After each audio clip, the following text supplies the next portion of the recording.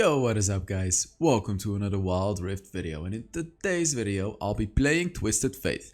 In the beginning of the video I'm going to be explaining to you exactly how to build Twisted Faith. If you already know how to build them, you can find timestamps in the description to skip to the gameplay immediately.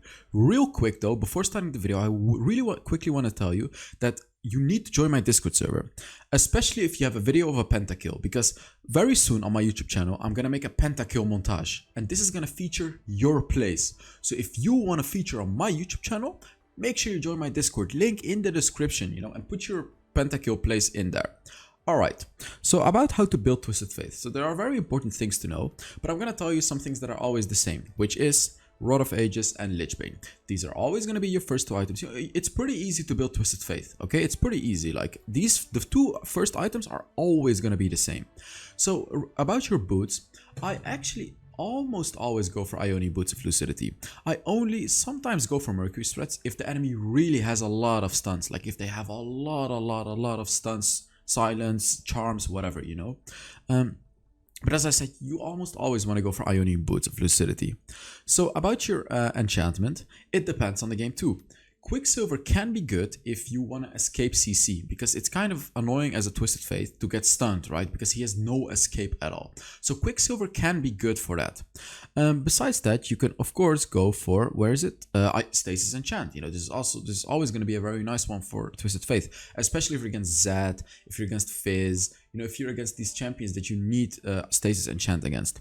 Okay, your third item is also always going to be the same. Rabadon's Death Cap. Like your first three items are always going to be the same. It's only with your fourth and fifth item where it becomes situational. So after these three items, you have so much burst damage. It's crazy. Like crazy. Also, the runes are going to be very important, which I'm going to tell you later. So, okay. Let's say you have these three items, okay? Then you have to look in the game. You have to think, okay, what do I need? Do I need more... let me explain. Do I need more damage with my basic attacks? So if you can really easily get close to the enemy, and you can keep basic attacking them over and over again, get a Gnasher's Tooth as your fourth item.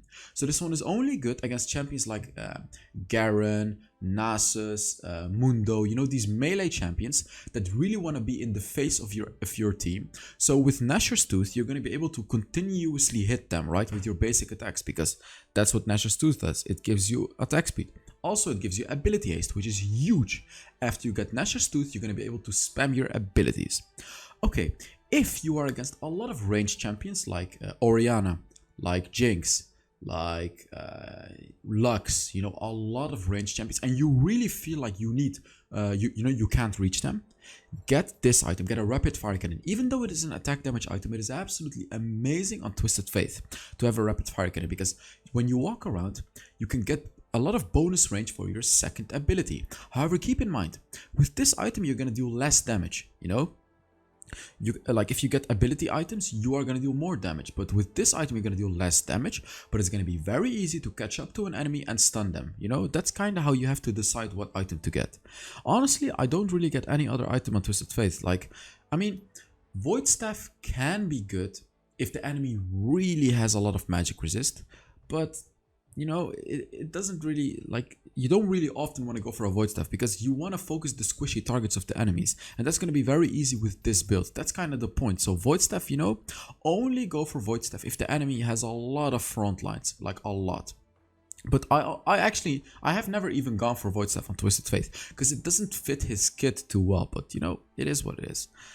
Electrocute. So as your runes always electrocute, even though in the late game, you're probably going to hit your basic attacks a lot on the enemies. The whole point of Twisted Faith is burst, and Electrocute provides you burst. Electrocute is also going to be able to help you destroy the enemy laner with your combo. Hit your stun, first ability, basic attack. Very simple. It's three things. So as it says, hitting a champion with 3 separate attacks procs the Electrocute. So that's how easy you can get it with Twisted Faith. Okay, Brutal is also what you want to get on Twisted Faith. Like, you don't want to get anything else than Brutal.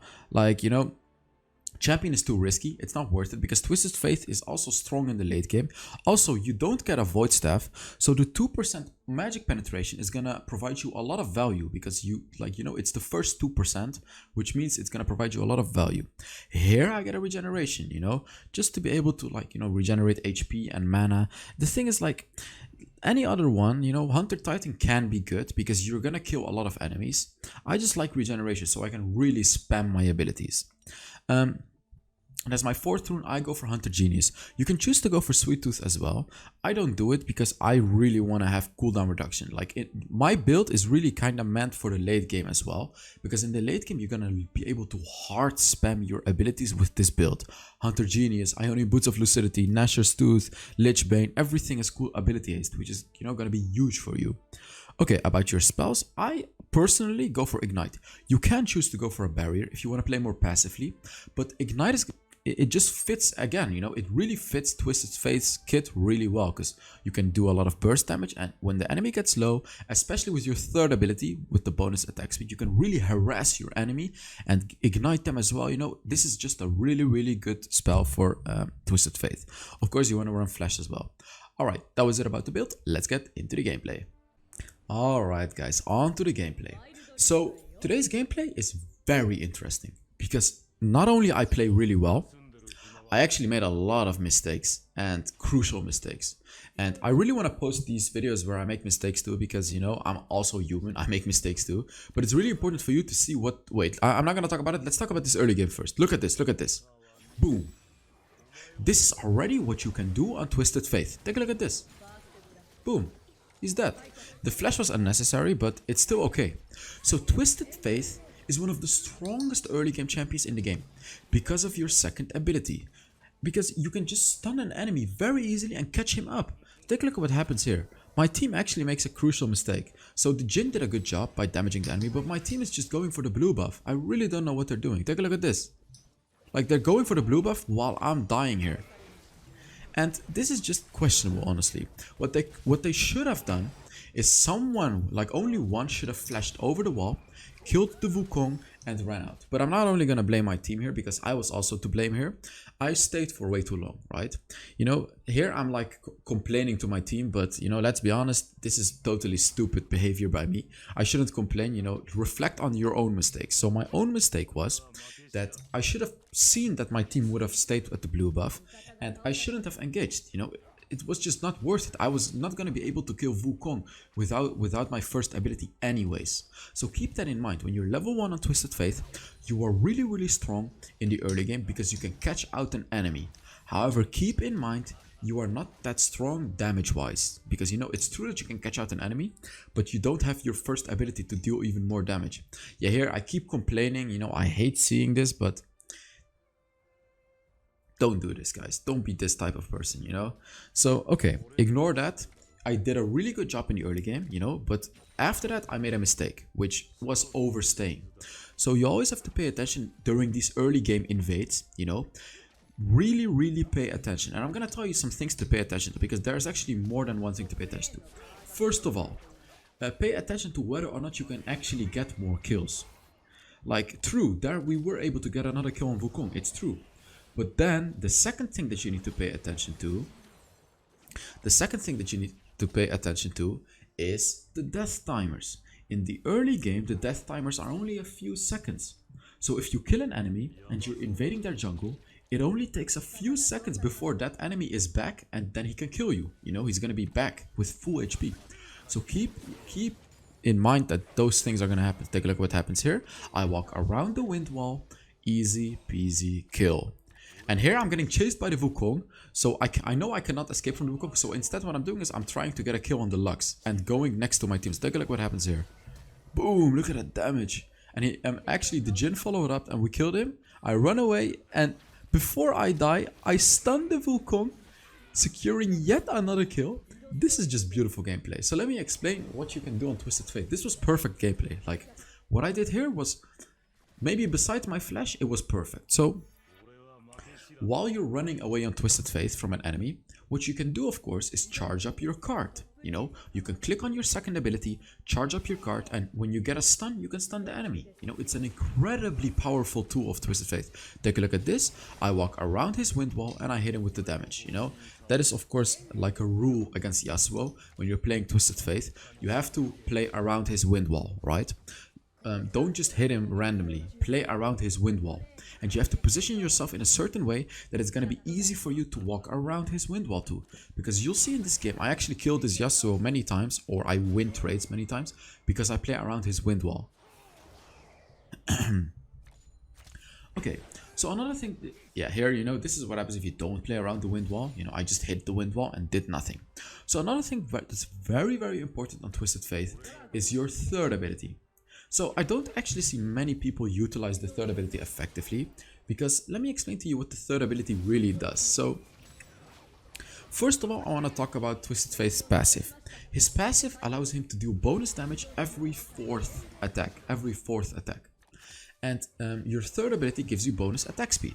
So what does that mean? You're gonna get your fourth attack more often, right? You know, doom, doom, doom, doom. You know, like you're just gonna keep hitting the enemy, and then it's gonna be you're gonna be able to do more damage. Also, your third ability gives you gold. Whenever you hit an enemy, it gives you gold. So whenever you can, you know, whenever the Yasuo dives me, for example, don't just stun him. Use your third ability as well, because first of all, you're gonna deal damage. Secondly, you're gonna get gold. Always use this ability, always, because you know, maybe you're not gonna get a lot of gold from it one time, but if you use it 10 times in a game, it is gonna give you a lot of gold and also the damage. You know, keep those things in mind. Another thing to note on Twisted Faith is his ultimate. This is, you know, it's not his main ability, because his second ability is really his main ability, but his ultimate can allow you to make crazy plays. And look at this, take a look at this. I did half of his HP just like that, and now he had to flash away. This is the power of Twisted Faith, guys. In your lane, you can just stun the enemy and use your third ability and your first ability to completely harass the enemy. Like, you completely destroy them in the lane. And really the importance of Twisted Faith is playing him to his powers. And I talk about this quite often in my videos. You know, play your champions to their powers. Oh, I'm actually ganking here. I'm going for the Kai'Sa. Beautiful kill. Beautiful, beautiful, and disengaging. So playing to your powers. What are Twisted Faith's powers? Let me explain. His powers are catching out enemies. You know, whenever you can catch out an enemy, then you take a fight with Twisted Faith, because you're gonna stun an enemy for like 2 seconds, giving your teammate a huge advantage. Second power of Twisted Faith, ganks. Your ultimate allows you to gank lanes. You know, play around these things. Don't just fight like any other champion with Twisted Faith, guys. It's so important to play your champion to his powers. The third power of Twisted Faith, burst. This is a full burst champion. Twisted Faith is not a sustained damage champion. Even though you have your ultimate, you are not a sustained champion, because you're gonna get out damaged by any other champion. Take a look at this. This is yet another power of Twisted Faith. He can push towers pretty fast, you know. It's not like Ziggs, but he's pretty damn fast at pushing towers. So keep that in mind as well with Twisted Faith. So I talked about burst. Yeah. Yes, the electrocute, you know, it's all about the burst damage with Twisted Faith. So, you know, of course, the big power of Twisted Faith is CC. You have huge stuns. You have stuns every few seconds, especially in the late game. So the way that you want to play Twisted Faith is you want to play passively. You don't want to be in the middle of the enemy. You want to be as way back in your team as possible. Like, you want to be all the way back in your team and keep hitting them with your cards. That's what you want to do. Only go in if you really believe that your team is going to back you up. So let's take a look at my positioning this coming fight. You know, boom, I just stunned the Lux, hit my first ability, and that's all you want to do. Staying in the backline, and boom. Do you see how many stuns you have as a Twisted Faith? Especially with my build. This is why I'm saying that I really like my build. Like, take a look at this. Dealing burst damage to the Kai'Sa, and my team finishes her off. Perfect, perfect, perfect Twisted Faith gameplay, because these are his powers. These little 3v3, 2v2, whatever, where you can just stun the enemy champion and allow your teammates to kill them. These are the powers of Twisted Faith, guys. Like, you know, I really don't like seeing Twisted Faiths that just go for team fights only, because team fights are a major weakness of Twisted Faith. Here, yet another power of Twisted Faith. Gank, boom. Do you guys see how easy it is? Do you guys are you guys seeing how I am really winning my team? How I'm really winning the game for my team here? Take a look at this. It's only the Cloud Dragon. All the enemies are at the dragon. We can get a free turret, but the Garen goes back. I even pinged him many times. This is a huge throw. Like the Garen is gonna be too late for the dragon. So in a scenario like this, even if it's the Infernal Dragon or whatever, don't rotate because you're gonna be too late anyways. Just keep pushing because like your team can waste time while you are both pushing turrets. And it's gonna be worth it, especially with the Cloud Dragon, because the Cloud Dragon is pretty bad now. You know, they nerfed the Cloud Dragon. As you can see here, I still got the turret, but I died for it. So that was actually kind of a mistake from my Garen. Also, it was my mistake because I should have known that I couldn't get the turret, so I should have personally backed off as well, you know. So as you can see, this is really not clean gameplay from me too. Like, I've died some unnecessary deaths already, which is really not good because I'm giving enemies shutdown, right? And as you can see, you know, my team is dying because of me being dead too. Because I'm the big CC provider for my team. I'm like one of the most important champions for my team right now. They really need me to win. So let's take a look at what's gonna happen here. I see him getting caught. I am kind of thinking about using my ult, but I'm getting close anyways. Stun him under the turret. Easy kill. Very nice. Again, here again, you know, using my stunts over and over again. This is how you play Twisted Faith. You stay in the backline, you don't go in. All you do is you stun the enemy and you throw your first ability. And then if you can get close enough, you use your third ability as well. That is pretty much how to play Twisted Faith. It's kind of funny. It's like, this is a very easy champion. It's very easy to play him, but it's not easy to master. You know, it's not easy to really utilize his abilities super well. Like, take a look at it again. Turrets. This is the power of Twisted Faith. You can push turrets so fast. Look at this. In like 4 seconds, I almost got the whole turret. Also, when you're running away with Twisted Faith, as I mentioned earlier... Oh, wait, what? I thought it was on my actual screen.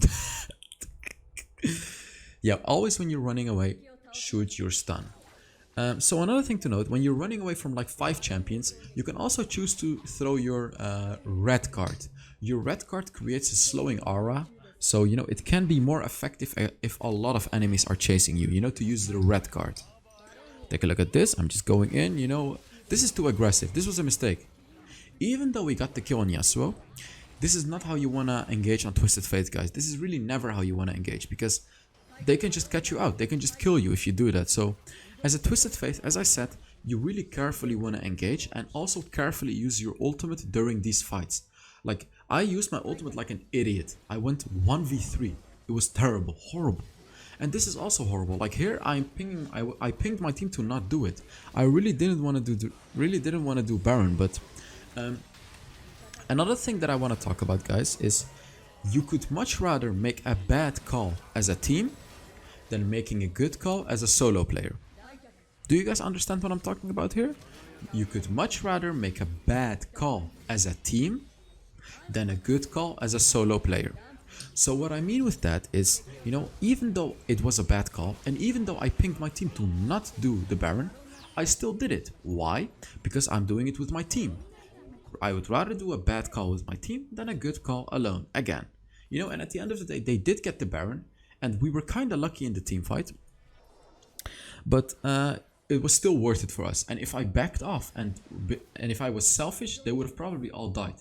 And see, this is my point here. Even if your team makes a bad call, ping them a few times, but still follow up on the bad call. You want to do things like a team. There is a reason that you're a team, guys.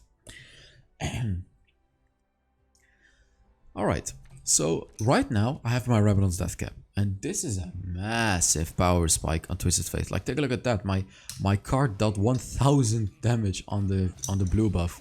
1000 damage, crazy. So now the dragon spawned, and I have to help my team, you know. Like, you may have thought that I could have pushed top lane, but no. Especially with a Twisted Faith, you know, don't be all the way in top lane. See, the thing is, you do have your teleport, of course, but it's really not worth it. Like, I really want to stay with my team, because if my team fights, I'm not, you know, I want to be there immediately. And here, yet again, horrible mistake. Like, this is what happens. This is what happens if you overextend, like, or if you position terribly as a Twisted Faith.